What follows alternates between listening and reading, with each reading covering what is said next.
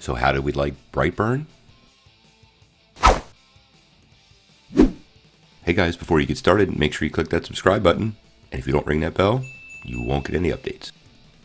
So we all know the story. A good-natured, good-hearted couple living in America's heartland wants a baby. And then their prayers are answered from outer space. They naturally adopt a tyke and raise it as their own, only to discover when he grows older he has amazing superpowers. But what if he's not a good guy? Well, this sounds a lot like Superman, but it's not. It is actually a pretty interesting variation on the superhero genre that's dark and twisted and pretty gory. Welcome to Brightburn. The movie was directed by the Hive Helmer David Yarovsky and is produced by Guardians of the Galaxy director James Gunn. This is going to be a spoiler-free review, like we always do, so there's no need to turn away or worry about anything being ruined for you. We try not to do that. But we're going to talk a little bit about this movie, what I thought of it, and whether I think you should see it or not. There's no doubt we currently live in the era of the superhero. Fans are spending billions and billions of dollars every year to watch their favorite superhero on the big screen. Brightburn puts an awesome spin on that, creating a pretty interesting villainous variation. But at its core, it is truly a horror movie. It has horror gore, suspenseful thrills, and a couple of great jump scares.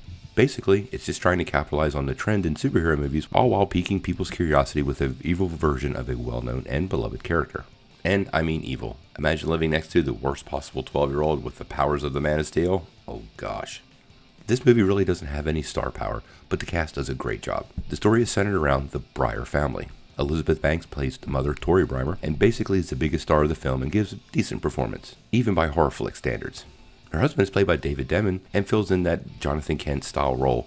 Ooh, did I say that? Then there's performance by Jackson A. Dunn, who plays Brandon Breyer. Gotta love the alliteration. Now, this is a child actor, and he does a great job, and definitely meets par with both of the adult actors in the movie. Nobody's going to win an Oscar for their performance here, but they're all solid. There's not a lot to be critical of, and nobody's performance ever took me out of the movie, which is always great.